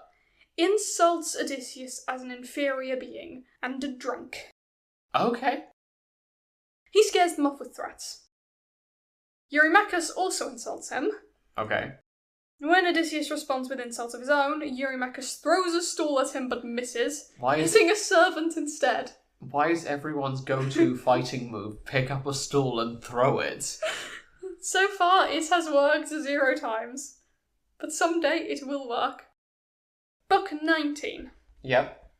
When the suitors retire for the night, Telemachus and Odysseus remove the arms as planned. As in the weapons, they're not weapons, cutting right. off. That would make the fight Please cut off people's arm. That would make the fight a lot easier. For one thing, it stops them throwing stools. Odysseus is going to have no chairs left by the end of this fight. I didn't say the stools got broken. Maybe they're True. really well made. Anyway, so They've been designed for this purpose because people in Ithaca just do that. so they remove everyone's arms, and then what? Everyone's now a double amputee. So they remove everyone's weapons, and Athena lights the room for them so that they can see as they work. That's nice. Yeah? She invented the light bulb especially for them. Telemachus goes to bed, and Odysseus is joined by Penelope. Odysseus describes the Greek hero, himself. Wait, so Penelope just got into bed with a complete stranger? No, he didn't. They're just talking, they're not in bed. phew. They might have retired into like the little... You said Telemachus go... Telemachus has retired, Odysseus hasn't. Penelope just comes into the room and is like, oh, all the weapons are gone, oh well. I'm sure that doesn't mean anything bad is going to happen.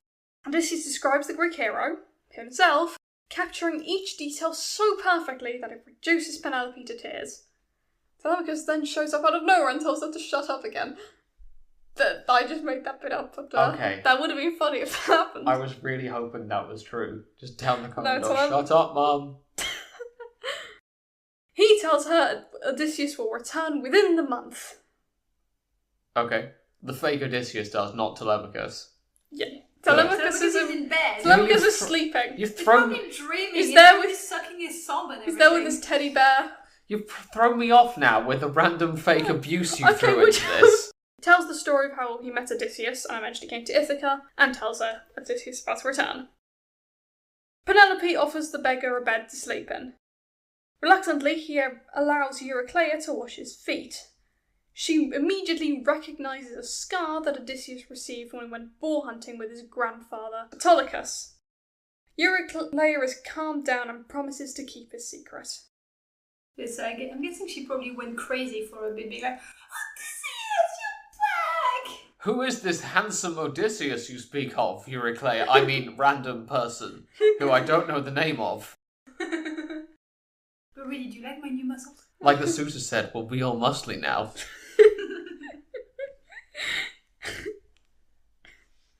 Penelope describes to Odysseus a dream that she had, in which an eagle swoops down upon her. No!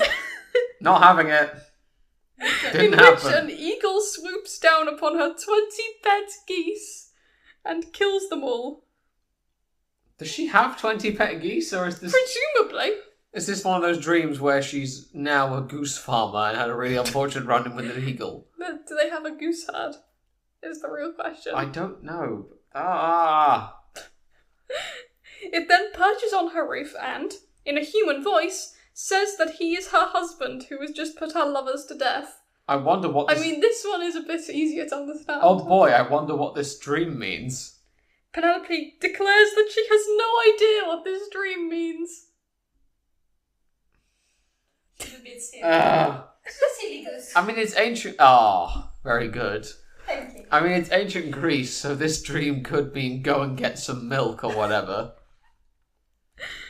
So, the dream, complete mystery to Penelope. Who knows what that means? I hate everything right now. It'll be okay. Penelope decides that she is going to choose a new husband. She will marry the first man who can shoot an arrow through the holes of 12 axes set in a line. Wait, so she had a dream where her husband said, I am coming back and have killed all the suitors, and she goes, I should marry one of the suitors based on this information. Or she should Yes. marry the first man she sees. The first man who can shoot through 12 axes. Huh. Vincent, go on. So where did those 12 axes come from? Book 20. Odysseus worries about whether he and Telemachus will be able to fight such a big group of suitors, but he is assured by Athena. Just take all the chairs away. Specifically the stools. Yeah. He overhears Penelope praying to Artemis to kill her, and prays for a good omen from Zeus, who answers with a thunderclap. Which is surprising, I was expecting a bird. Yeah. Penelope's giving really mixed signals right now. I'm going to marry someone, but also strike me down, but also don't. Telemachus and Odysseus meet with Eumaeus, Melanthius, and Philotius, the cowherd, who still has hope that Odysseus will return. Okay. There's a cowherd now. Is this episode sponsored by a farmers' union or something? What's happened? How did you know? I didn't say anything. The suitors appear, once again planning to murder Telemachus, but are convinced to call the plan off after they see an eagle carrying a dove, which is a bad omen. But we saw that earlier and it was a good omen. Why is it now a bad omen? Was it As a a- bad omen for them? As a scientist, standardise your omens. No. We can't have all this inconstancy going around all the time. The Yes. same omen needs to mean the same thing in two different places at two different times. It's okay. I need a minute. No, you don't. Keep going. One of the suitors throws a cow hoof at Odysseus. Why did he have that? Which makes Telemachus angry. I mean, the cowherd's here, maybe he just stole one. The cowherd obviously carries them around. Why are the only weapons on Ithaca stools and cow hooves? The suitors laugh at Telemachus, not noticing that the walls now look like they're covered in blood, which Theoclymenes interprets as a bad omen for them. How did that even begin to happen? It's an illusion. Were people redecorating while this was going on? They also look like zombies. What? Also, they took away all the axes. They took away all the weapons, but yet there's 12 axes for us to fire through. They clearly missed a They bunch took all of... the suitors' weapons. They didn't confiscate Penelope's axe collection. Well, that's bad planning. What if someone stumbles upon the axe collection during a fight? Book 21. Penelope gets Odysseus' bow out of the storeroom and says she will marry the suitor who can string it and then shoot an arrow through a line of 12 axes. Again, another weapon we've just missed. Telemachus sets up the axes and then tries his own hand at the bow, but fails. Why does he want to marry his mom? Wait, what? What do you mean Telemachus Presumably tries? just to show off how hard it is. Do you reckon he had an internal monologue going, right, I cons... really need to not... Right, the cons of this plan. If this works, I will be marrying my own mother with full knowledge, unlike Oedipus. Pros, if I do it, and it works, I'll look like an absolute legend for being able to do that. But fails in his attempt to string it after Odysseus indicates for him to stop. Yeah, of course he does. Son, what are you doing? What was the end? Was it subtle or was it just... No! He just grabbed a stool and hit him to the ground. Or a cow hoof. The suitors warm and grease the bow, but one by one they all try and fail. In the meantime, Odysseus follows Eumaeus and Philoetius inside. He assures himself of their loyalty and then reveals his identity to them by the means of the scar on his foot. We had no other option. It's his most defining feature. It's his only feature. I mean, yeah, that's why Penelope hasn't recognised him. She hasn't seen it. He promises to treat them as Telemachus' brothers if they fight by his side against the suitors. Good, so we've created a succession crisis by essentially adopting two random people. Yeah, and Eumaeus is, at the very least, is older than Telemachus, so is Eumaeus now first in line? The Romans will tell you that adopting older people has never been a problem. Yeah, but I'm saying now Telemachus isn't the heir anymore. Oh boy, we've just opened a rabbit hole. When Odysseus returns, Eurymachus has the bow. He feels disgraced that he cannot string it. Antinous suggests that they adjourn until the next day, when they can sacrifice to Apollo, the archer god, before trying again. Odysseus, still disguised, then asks for the bow. All the suitors complain, afraid that he will succeed. Antinous ridicules Odysseus, saying that the wine has gone to his head and that he will bring disaster upon himself, just like the legendary drunken centaur Eurytion. I really like that they're not questioning who this random dude is who just entered the house. I mean, they've been insulting him for ages now, so if he's rude to ask at this point. Yeah, it's gotten to that stage in the friendship where they can't ask anymore. Telemachus takes control and orders Eumaeus to give Odysseus the bow. So far they've done nothing that Telemachus has said ever. Why is this effective now? Yeah, but he's telling Eumaeus to do it, and Eumaeus is the swineherd who is loyal and also meant to, for some reason, we can break the fourth wall to talk to him. And he definitely would have been able to marry Penelope, even though that would have really messed up everything he's trying to do. Odysseus easily strings it and sends the first arrow he grabs whistling through all 12 axes. I'm really confused by how it goes through axes. Do these have holes in them at particular points? Or is he just firing so well that it goes through 12 sheets of solid metal? Just don't ask a question. We've established I am incapable of doing that. Yeah, anyway, book 22. Yeah, good. I'm not at all getting more and more annoyed with this book as we progress. We've only got 3 left. Before the suitors realise what is happening, Odysseus shoots a second arrow through the throat of Antinous. Alright, fair enough. The suitors are confused and believe the shooting to be an accident. Odysseus finally reveals himself and the suitors become terrified. Philoetius locked the front door and Eumaeus has locked the doors to the women's quarters. Oh dear. Eurymachus tries to calm Odysseus down, insisting that Antinous was the only bad apple among them, but Odysseus announces that he will spare none of them. Oh. Eurymachus then charges Odysseus. He's cut down by an arrow. Amphinomus is next to fall at the spear of Telemachus. Amphinomus was the nice one Odysseus tried to save earlier. Well, not anymore. No, he's now the other dead one. Telemachus gets more shields and swords from the storeroom to arm Eumaeus and Philoetius, but he forgets to lock it on his way out. So this whole thing of stealing the suitors' weapons was pointless. Yeah!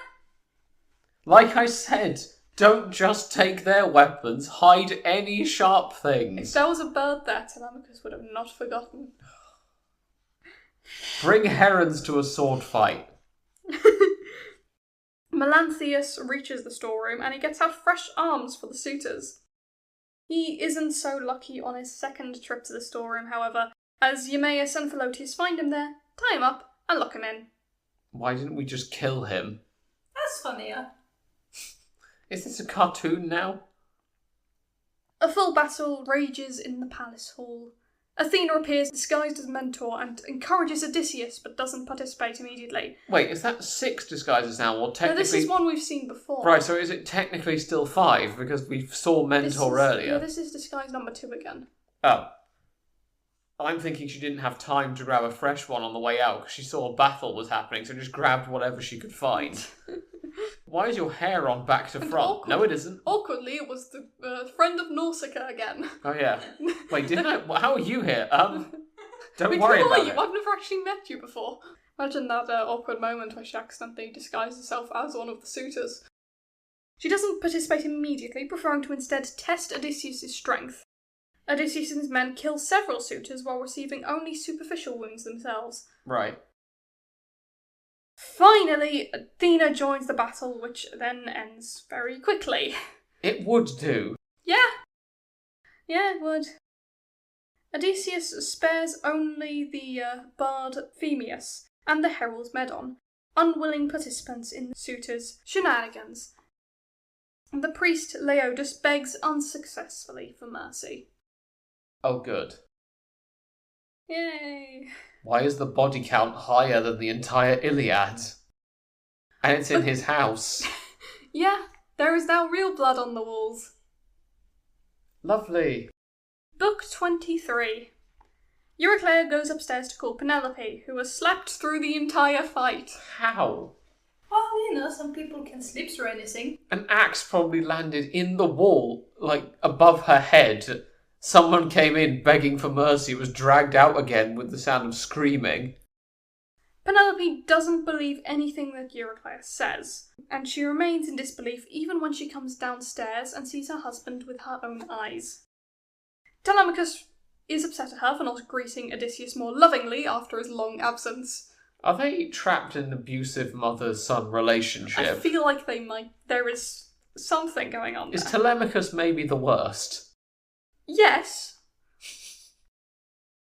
Odysseus and Telemachus discuss how to deal with the suitors' families. Odysseus decides that he and his family will need to lay low at their farm for a while.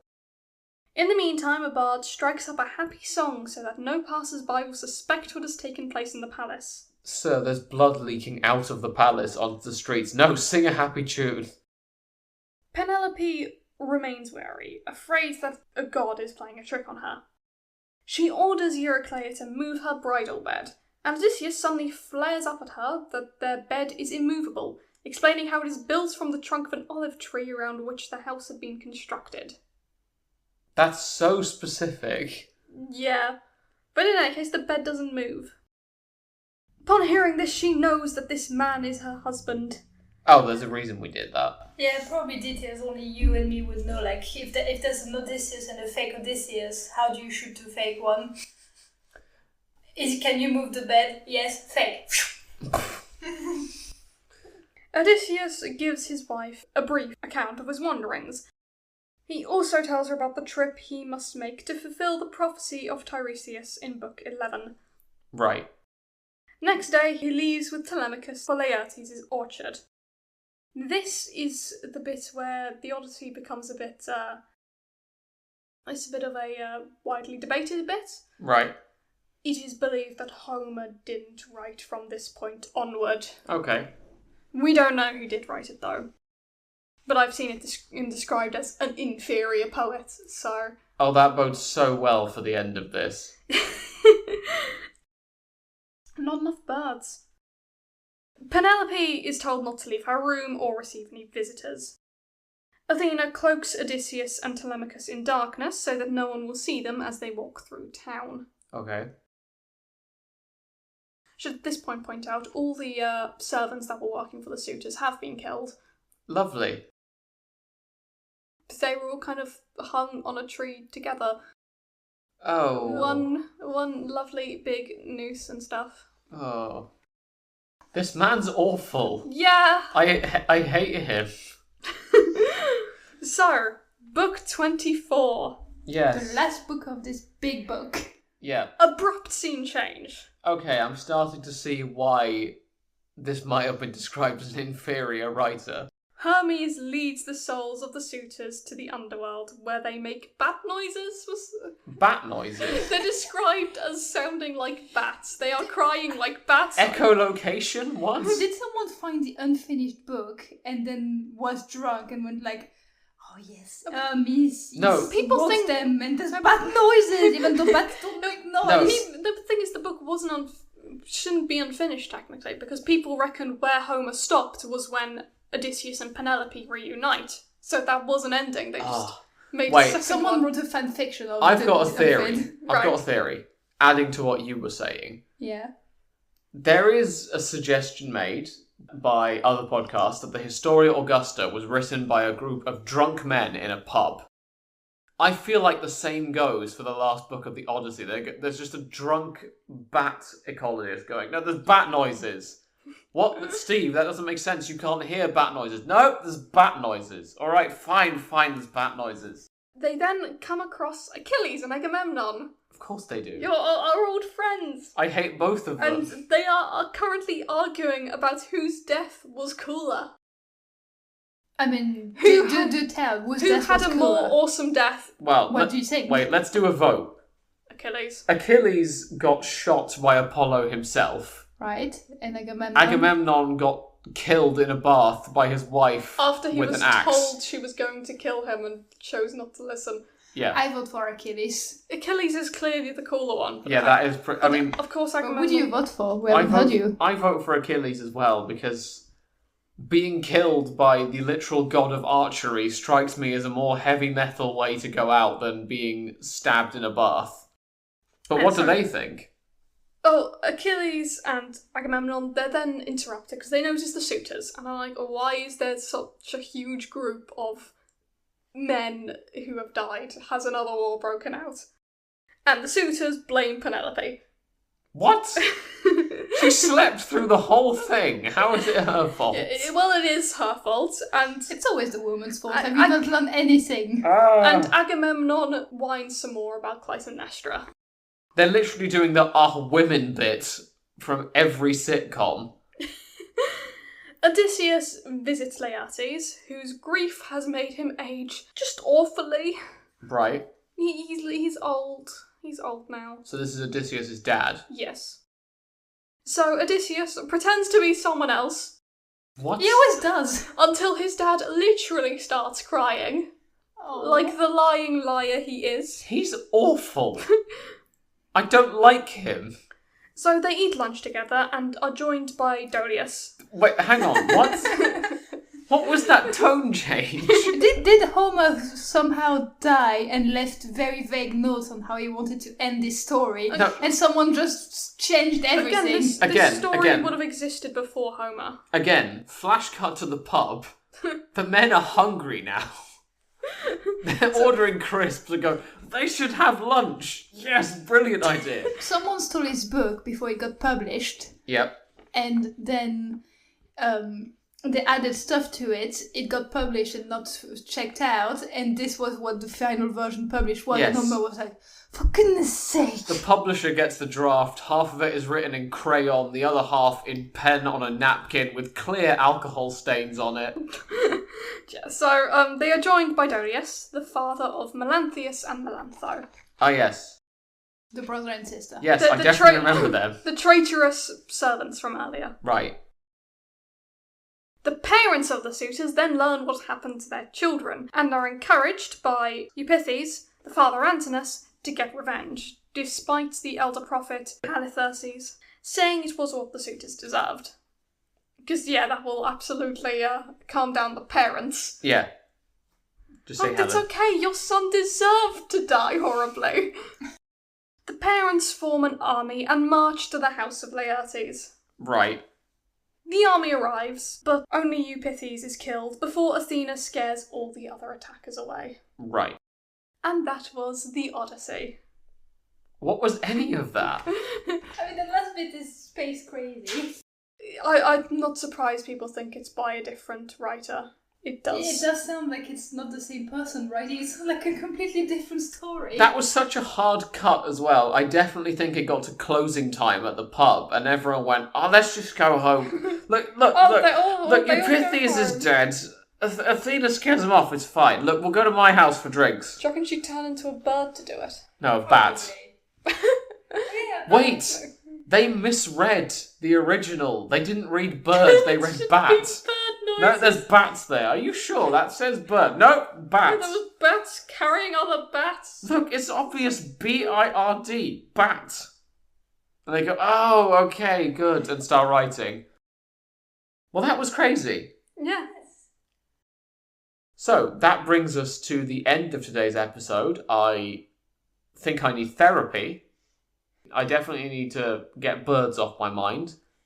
But thank you all for listening, everyone, and thank you, co-host, for your one-episode summary of the Odyssey. You are welcome. This would have taken 6 times as long if I tried to do it. Probably. Yeah. It wouldn't have been as cool. Thank you. So, next week, my regular co-host here will be telling me all about the first part of the Iliad, and I hope I'm not left as angry and confused at the end of the Iliad as I am at the Odyssey. There are not enough birds in the Iliad. Well, until next time, thank you all for listening, everyone, and have a great week. Bye! Bye!